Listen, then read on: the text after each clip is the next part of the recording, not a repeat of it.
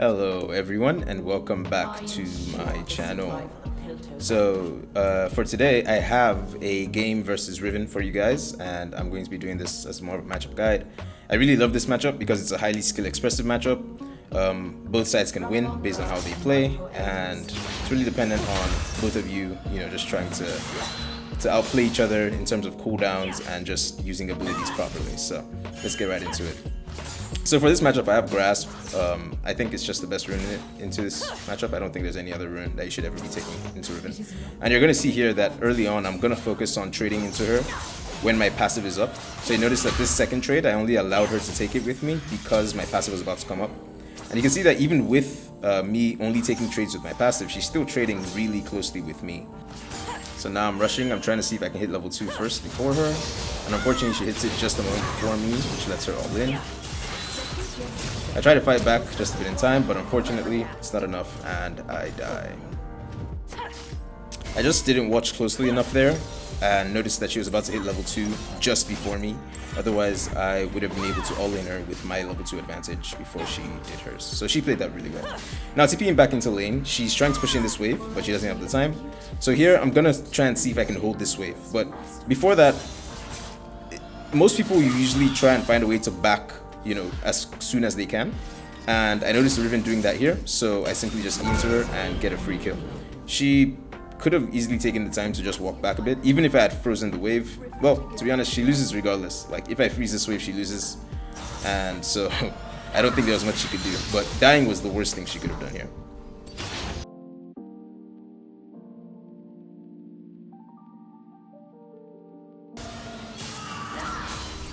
So now as Riven comes back to lane, the wave is exactly where you want it to be as Camille, which is the Camille zone.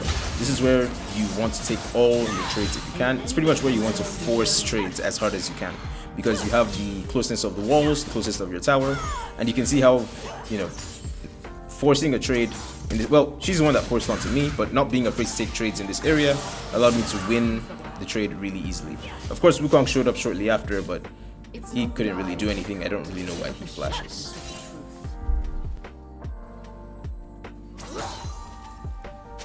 So now I'm just looking for an opportunity to E onto her and get my second kill. I do notice though that as I start walking towards her, she starts to kite me towards the bottom, like towards the river, which makes it very evident that Wukong is still in the area. So I choose not to go in right now, until I can check that Wukong is here. And immediately check, we see that he's here. So I escaped that pretty easily. If somebody's like trying to bait you towards river or something like that, it should be pretty obvious that their jungler is probably involved in some way.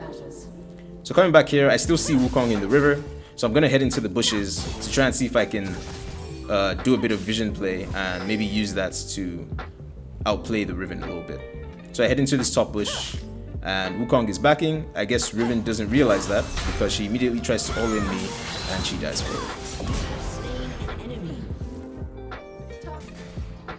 So now I'm on my way back to lane, and I'm facing a simple problem here, which is that her wave is too large, right?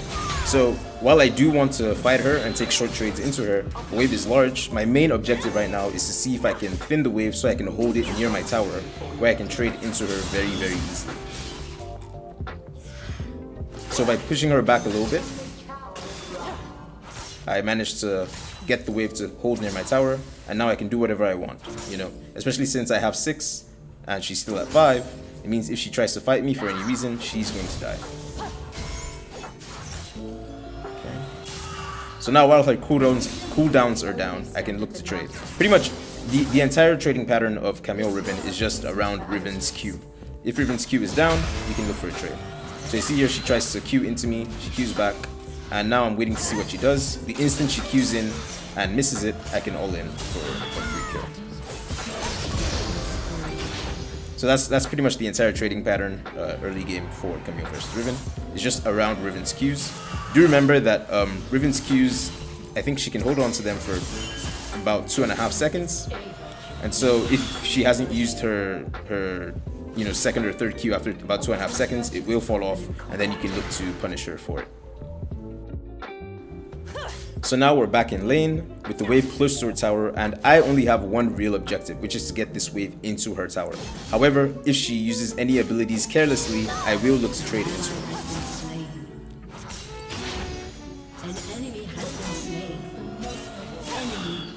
I can go for a quick trade on the tower because of my passive shield.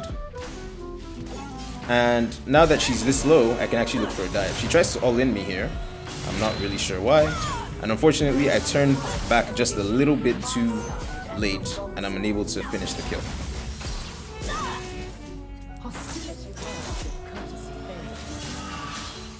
Luckily for me, I see that my jungler is topside, so I can rely on him to finish up the kill, which he does with his aura. So at this point, the lane is pretty much over for Riven. There shouldn't be any point at which I can die to her, like in a one-on-one fight. And so that means the only way I can lose now is by dying to a jungle gank.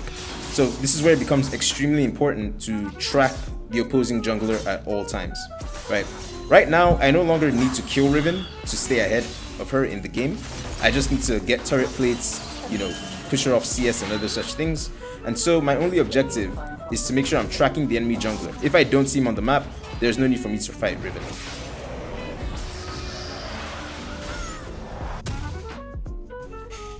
So I'm on my way back to lane now, and I just finished Triforce. So I'm looking to fight Riven as soon as I can, so I can make use of my Triforce advantage and get another kill. This is something you should look for pretty much every game, as Triforce is one of the biggest spikes on Camille of any champion in the game. So getting a kill on your Triforce spike is extremely important and really helps you to snowball the game. Wukong tries to see if he can clean up, but my jungler is here to help me, and even if my jungler wasn't here, I'm pretty sure I could take Wukong by myself.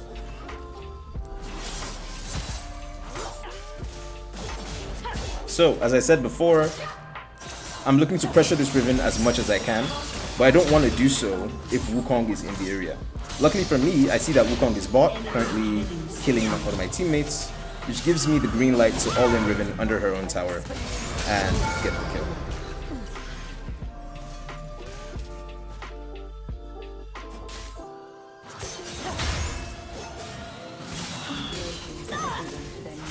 From this point, it's pretty free, so I'm not going to commentate as much, and I'm just going to allow you guys to enjoy the gameplay as much as you can.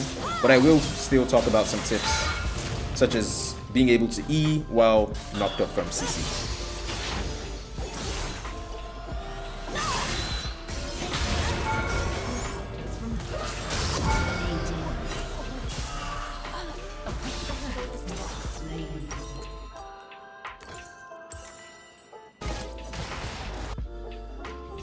So this is important. I just backed recently, and I noticed that a fight was about to break out bot lane, right?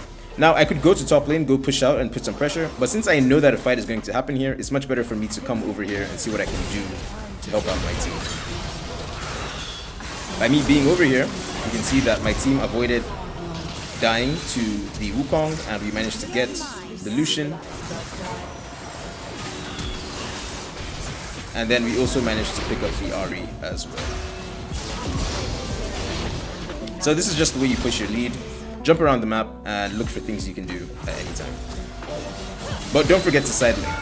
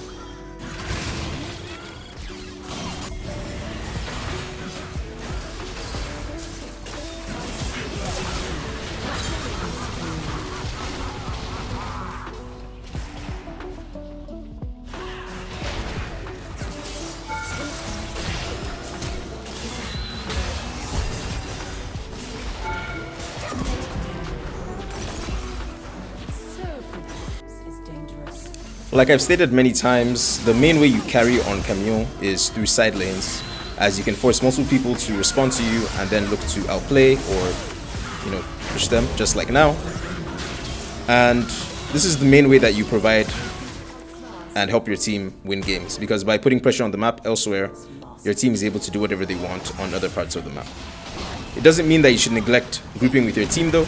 As you can see right here, my team is getting ready around Baron, and so I decided that since I'm coming out of base, I might as well join them.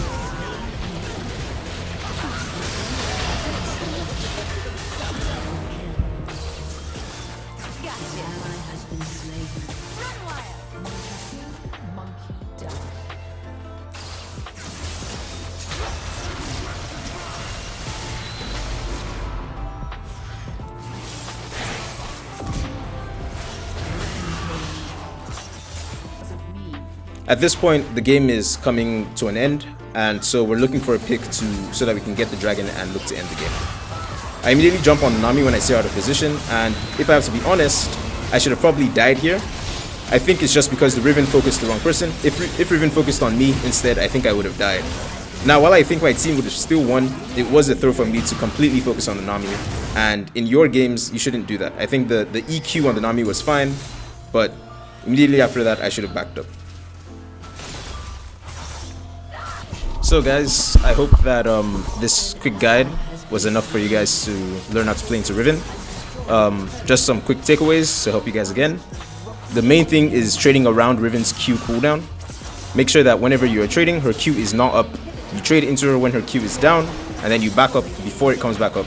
She can never beat you. As long as your passive is up when you're doing those trades as well, you'll always win.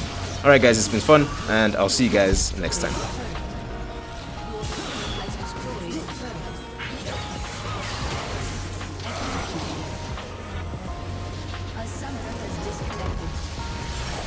Precision is the difference between a butcher and a surgeon.